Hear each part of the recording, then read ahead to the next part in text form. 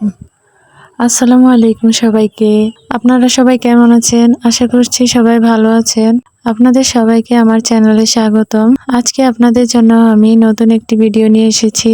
আশা করছি আপনারা আমার পুরো ভিডিওটি দেখবেন। আপনাদের কাছে ভালো লাগবে।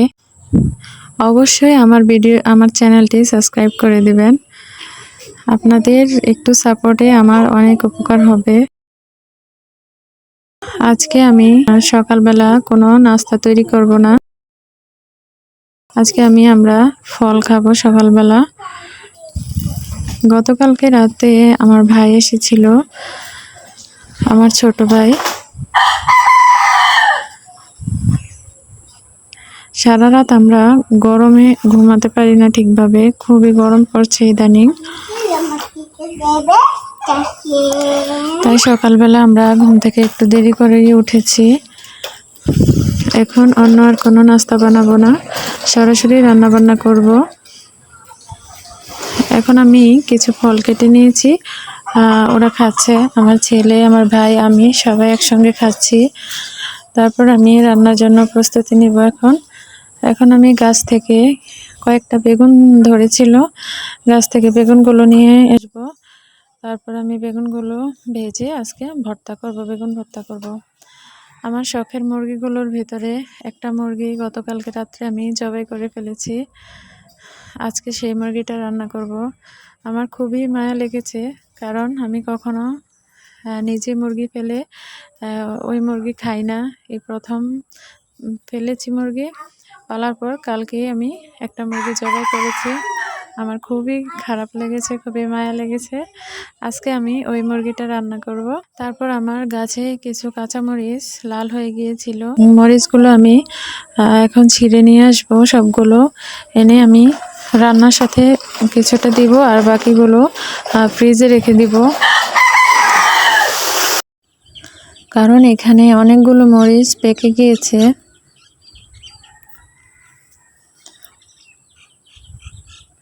বেশি পেকে গেলে মরিচগুলো নষ্ট হয়ে যাবে, এজন্য আমি ছিঁড়ে একসঙ্গে ফ্রিজে রেখে দিব। যখন রান্না করার দরকার হবে আমি রান্নাতে দিব।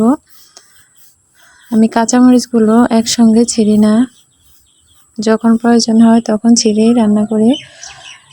কাঁচাগুলো বিশেষ করে ছিঁড়ি না, যখন লাল হয়ে যায় তখন মরিচগুলো ছিঁড়ে ফ্রিজে রাখি। দেখুন মরিচগুলো দেখতে কত সুন্দর লাগছে, একদম লাল টকটকে। তারপর আমি রান্না করেছি এতক্ষণ, আপনাদেরকে শুধু মুরগির মাংস রান্নাটা দেখাচ্ছি। ভাত রান্না করেছি, বেগুন ভেজেছি, তারপর ডাল রান্না করেছি। এখন আমি মুরগির মাংসটাকে রান্না করার জন্য এখানে মশলাটা কষিয়ে নিব। প্রথমে গতকালকে আমি মুরগিটা বেছে নিয়েছিলাম, পরিষ্কার করে ফ্রিজে রেখে দিয়েছিলাম। আমার শখের একটা মুরগি ছিল, মুরগিটা জবাই করতে আমার খুবই মায়া লেগেছিল, ওটা মোরগ ছিল।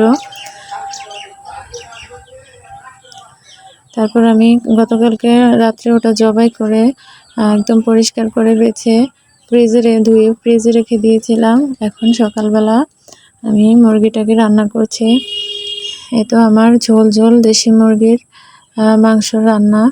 দেখতে কেমন হয়েছে আপনারা জানাবেন। খেতে অনেক ভালোই হয়েছে, মাশাআল্লাহ।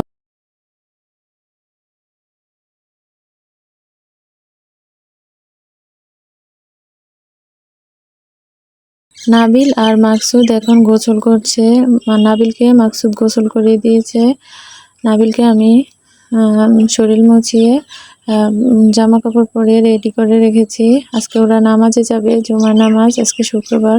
তারপর দেখছিলাম মাকসুদ সাঁতার কাটছে, তাই মোবাইলটা নিয়ে একটু বেরিয়ে গেলাম, গিয়ে একটু ভিডিও করলাম, আপনাদেরকে আমাদের পুকুরটা দেখালাম। দেখুন এখানে ধান রয়েছে ক্ষেতের মধ্যে। এই তো জ্বালাগুলো রয়েছে গতকালকে। জ্বালা ক্ষেতের ওই যে সামনের অংশটাতে ঈদগাহটা, ওখানে বাচ্চারা বিকেল হলে খেলতে যায়। এখন নাবিল আর মাকসুদ মসজিদে চলে যাচ্ছে। আমাকে আল্লাহ হাফেজ দিয়েছে।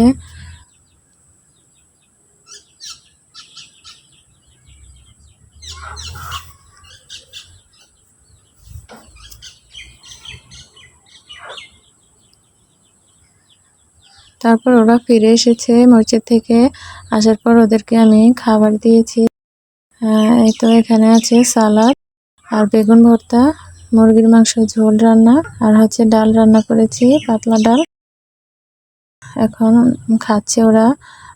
নাবিলকে মাকসুদ খাইয়ে দিচ্ছে আর মাকসুদও খাচ্ছে, দুজন একসঙ্গেই খাচ্ছে। আমি একটু পরে খাবো, আগে তাদেরকে খাবার দিয়ে দিয়েছে।